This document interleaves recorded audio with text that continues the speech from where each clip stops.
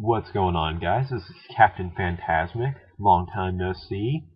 I know I kind of disappeared a while back because I kind of had stuff to do, had things going on in my life, but I am now returning to do some more Let's Plays, and just to clarify, that does not include the Super Mario World Let's Play that I was doing. I'm done with that. Done with Mario pretty much. He is, see, I kind of beat the whole game on my Super Nintendo, and I'm just done with Mario for now. You are currently watching the Let's Play of Star Fox for the Super Nintendo that I'm doing. After this, I actually should be doing a Earthbound Let's Play, and as soon as I get another controller, I'm going to be starting on some N64 Let's Plays too, and maybe some PlayStation Let's Plays, but that's currently only a maybe. I'm pretty sure I'm not going to actually do any of those because I didn't actually play the PlayStation a lot when I had it, so. But you will be seeing a lot of N64 and Super Nintendo Let's Plays, hopefully, from me in the future. So let's start on this one, Star Fox for the Super Nintendo. Really fun game. A pretty simple game, pretty straight to the point. Let's see. We can go ahead and watch a small little opening sequence right here. It's Star Fox was a really fun game, and one of the games that revolutionized especially the 3D aspect in gaming. It was one of the first games to actually incorporate 3D in games, especially, and that was a big accomplishment, especially on the Super Nintendo. It's, that's why a lot of people actually criticize the game because it has simpler graphics, but it's perfectly fine because the game is awesome. But yes, it did revolutionize gaming, although everything about this game really is pretty straightforward and to the point. The title screen right here is really cool because it gives you some chance to practice with the controls and everything. Just, get used to it, or even choose your control scheme. And I'm just using Control A because that's the one I'm most familiar with. That's the one I play on my Super Nintendo with. So I'll be using Control A. There are 3 paths to choose from. This is the third path, this is the first path, and this is the second path. The first path is, in my opinion, a really fun path. I play through that the most. The second path is also pretty fun, and the third path is fun but hard. It is the hardest out of them. And what's unique is that each path, actually some of them may have duplicate levels, like Corneria. You start on Corneria for each path, but they're all different level schemes. Like the levels are made up completely different.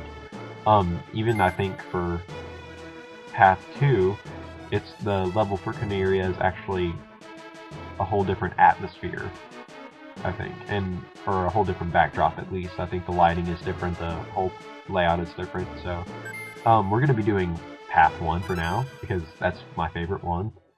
It's also the easiest, so I recommend starting with that one. And to get used to my controller, I'm also, you're basically watching me play this game on the Z-SNES for the first time, so I'm probably going to fuck up a lot, but that's okay. Perfectly fine. Yeah, so we're gonna get started. Let's see here. This game was really cool back in the day, especially just because it kind of revolutionized the way that games like these were played. And as you can see, it is actually 3D, just like the N64 games were. I mean, it's a lot, simpler 3D, but it is 3D. Let's see here. The story of the game, pretty simple, nothing special. You're basically fighting to save the Lilat system from the evil clutches of Andross, who's kind of this big monkey thing. You'll see that later on in the game. It's pretty interesting. This thing right here you'll definitely want to get. I'm not sure, I've only seen this a few times, in the game, or in this level at least. I think you have to go through the actual little obstacles that I just went through in order to get it, but this is really useful. The double wings, at least, is really useful, and it causes a lot of damage, and you can even get it upgraded to these kind of ion burst type things, these really circular blue bursts, and they're really powerful, really helpful. Let's see. The things you see in the bottom corner of are these. These are bombs, some sort of like nuclear bomb type thing that kind of destroys everything on the screen. That does not include bosses, and it actually, you know, I think, in my opinion, you know, my expert opinion, not really. I think that the bombs actually do less damage on bosses than they should, especially with the amount of damage that they do on screen when you're not fighting bosses, so I recommend just like saving them from whenever you're in a tight spot and you just need to like kill something that's kind of like in your way. Like that dude in my friggin' way. Let's see. I'm gonna do a barrel roll, even though the barrel roll line wasn't even invented until the N64. But, you know, it's a joke. It's for all those people who actually get it. I hear a lot of people like quoting that, and I'm just like, do you even know where that came from? They're like, oh yeah, some game on the N64. I'm like, you just need to shut up and quit acting like you know something. Your teammates, except, you know, this guy right here, I think that's, come on, hit him. You know, normally they say something if you shoot him, but decided to ignore me that time. But, your teammates are all pretty useless, really. They kind of like shoot into the space and don't really kill anything. Especially Slippy, who's kind of useless and retarded in all ways. And, well, this is the first boss right here. I'm just gonna quit commenting on the teammates, because, you know, in general they all suck, although Peppy's pretty cool, and Falco's pretty baller too, so. But, yeah, this guy's really easy. This big robot ship thing.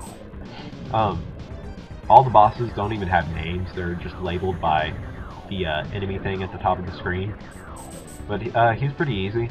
All you gotta do is shoot the open glowing spots, the flashing ones right here, and then just shoot him, and he's really easy to take down. You don't even need to like put a lot of effort into it, which is pretty useful in my opinion. Normally I would have him killed already by the time, you know, by this time on my SNES, but you know, this is kind of different.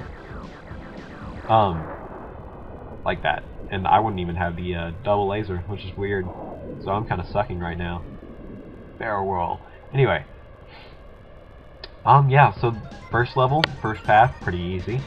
We're gonna go on to the second level, which is the asteroid field, and we get to see the, I think it's first person mode, which is really cool. It's one of my favorite modes. As you can see, you get you're about to see right here. You get percentages based on the enemies you killed. If you get 100% or something like that, it gives you an extra continue, which is pretty useful if you know you kind of like hardcore suck at the game, or you know you're on a different path. So, the asteroid field, really cool level. I love the asteroid fields because, or asteroid belt, I guess. The music is really cool.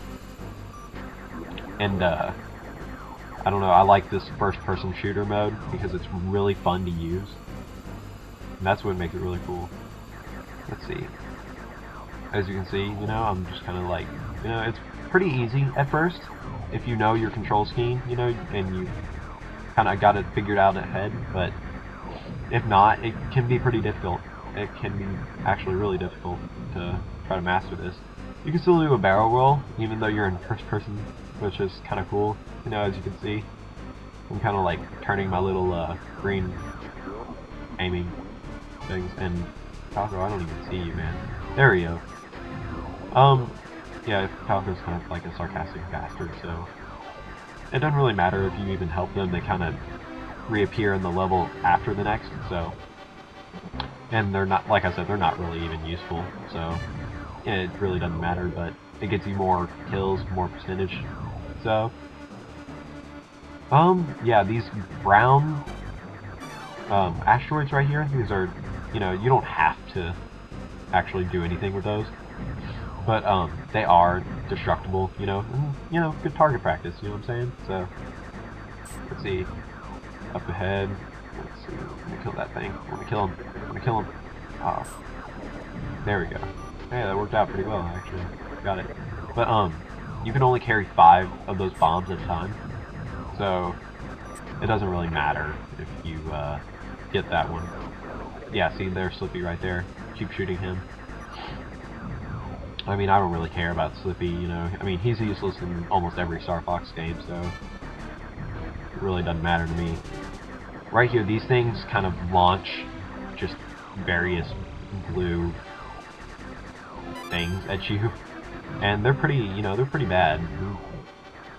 They do a significant amount of damage, so I'd recommend just destroying them like really fast.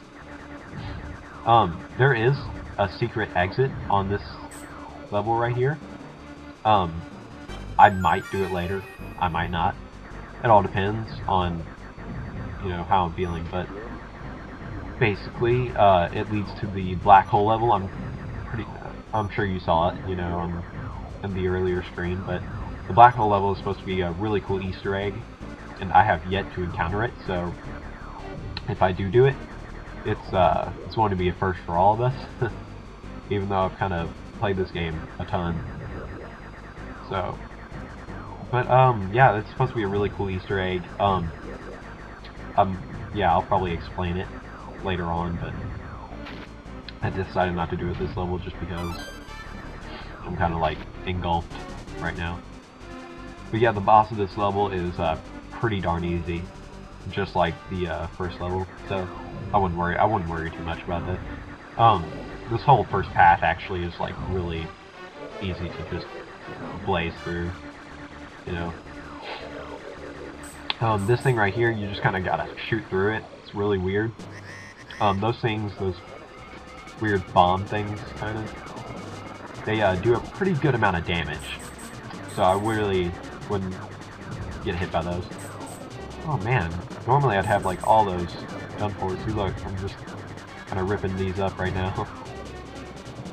This is basically all you do. You just shoot these flashing things. Those are anything that's flashing on a boss is its weak spot. So let's see. Oh, come on. Yeah, it does that. Kind of like a defense thing. You get too close, and you really don't have a choice if you're getting close or not. But you can't injure it because it won't give its thing up. But then it shoots that thing at you, and it starts shooting missiles and those things, whatever they are. But they're really easy to dodge. Basically, I mean, this game's pretty straightforward with all its controls and everything. So I wouldn't worry about, you know, how hard it is until you get to path 3, which is a really difficult path. I mean, it's fun. It's really fun, but it's really difficult, especially for me. I don't know why. Let's see. We are on stage 2, but we're almost out of time because YouTube only allows 15-minute videos. YouTube sucks. I hate YouTube. But, I mean, I think you guys get a pretty good feel for it for now. And I'm going to do another video right after this. Yeah, see, right there, 1 bonus credit. That's basically, you know, if you run out of lives, or just dying to get back into the game, you know, you will lose, like, all your upgrades and stuff. But this right here, Space Armada, my favorite level. Really cool music, really fun level. I mean, it's just a fun level. The boss in this level is kind of annoying. I mean, at least to me, he's just an annoying person. An annoying level. Or boss, you know, I just don't like it. But, I will see you guys next video, because we're kind of out of time right now. But I will see you guys next video. I hope you all enjoyed this one. Kind of my return. And, yeah, you guys have fun playing this. Talk to you later.